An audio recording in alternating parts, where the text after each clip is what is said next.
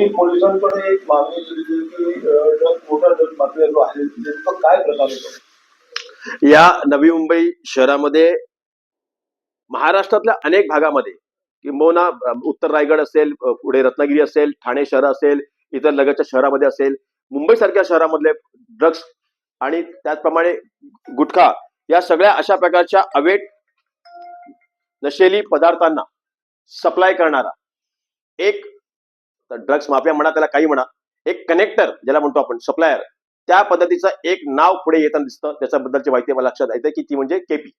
आमचं म्हणणं एवढंच आहे की नवी मुंबई पोलिसांचं मी सगळ्यात अगोदर कौतुक करतो की त्यांनी अलीकडच्या काळामध्ये अनेक कारवाया केल्या करून, पण जर या कारवाया होत असतील तर एवढा मोठा ड्रग्स मोठ्या प्रमाणामध्ये नवी मुंबईमध्ये येतो कसा काय, आणि येत असेल त्याचा अर्थ तिथे सप्लायर आहे करून.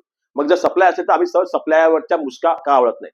म्हणून माझं म्हणणं एवढंच आहे की नवी मुंबई पोलीस आयुक्तांना भेटून आम्ही हु इज केपी म्हणजे हे who is KP,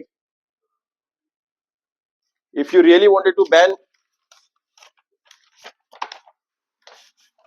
if you really want to ban this drugs, gutka, tobacco, then ban Mr. KP. If you really want to ban drugs, gutka, tobacco, then you ban KP. आमचं एवढंच प्रांजळ मत आहे. त्यामुळे सांगायचा भाग असा आहे मित्रांनो की ड्रग्स सेवन करणं हानिकारक आहे. ड्रग्स सेवन करणं हे अपराध आहे, पण त्यासोबतच ड्रग्सचा सप्लाय होणं हे देखील अपराध आहे करून. आणि जर ड्रग्सचा सप्लाय एवढा मोठ्या प्रमाणात होत असेल तर त्या ठिकाणी पोलिसांनी अलर्ट होऊन अशा प्रकारचे सप्लायर्स, अशा प्रकारचे कनेक्टर्स, अशा प्रकारचे कोण आहेत याच्याबद्दलची त्या ठिकाणी माहिती घ्यावी. गुटखा सप्लायर मध्ये हा माणूस किंग आहे. आजच्या तारखेला महाराष्ट्रामध्ये सगळा गुटखा सप्लायचं काम त्या ठिकाणी या माध्यमातून होतं. पोलिसांकडे आम्ही याच्याबद्दलची त्या ठिकाणी अर्ज देणार आहोत, सीपीना भेटणार आहोत. या संदर्भाच्या नंतर त्या ठिकाणी जर काही त्या ठिकाणी कारवाई नाही करण्यात आली तर येणाऱ्या काळामध्ये आम्ही केपी कोण आहे याच्याबद्दलचा खुलासा त्या ठिकाणी पत्रकाच्या माध्यमातून पुरावा आम्ही सादर नाही केलेला आहे. जर पोलिसांना याच्याबद्दल, कारण शेवटी या केपी कडनं असं लक्षात येतं की त्याने व्यवस्थेला देखील हाताकडे बळ दिलेला आहे. तर पोलिसांनी जर याच्यामध्ये लक्ष नाही घातलं आणि पोलिसांनी जर याच्याबद्दलची माहिती नाही पुढे आणली तर येणाऱ्या काळामध्ये मग सगळे पुरावे एकवटून, सगळ्या माहिती एकवटून आम्ही पोलिसांकडे देऊ. पण त्यावेळेला नामुष्की झालेली असेल की पोलिसांना त्या ठिकाणी पुरावे आणि पोलिसांकडे माहिती नाही. मग त्यावेळेला पोलिसांनी उत्तर द्यावं लागेल की आज आपल्या खाली, यंत्रणेखाली जर अशा प्रकारच्या गोष्टी होत असतील तर याला जबाबदार कोण करू. त्यामुळे येणाऱ्या काळामध्ये त्याच्याबद्दलची माहिती देखील आम्ही एकवटू.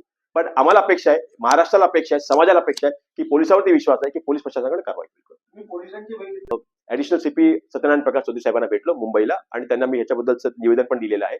सत्यनारायण प्रकाश चौधरी साहेब स्वतः म्हणाले की याच्यामध्ये जातीने लक्ष घालेत आणि याच्या पाठीमागे काय आहे, जे कोणी आहे त्याच्याबद्दलची जी काही कडक कारवाई करेन करून, असं त्यांनी आश्वासित केलं. आणि म्हणाले की पुढे मी नवी मुंबई पोलिसांकडे पण त्याच्याबद्दल मी सपोर्ट करतो. मी स्वतः त्यांना भेटलो काही दिवसापूर्वी.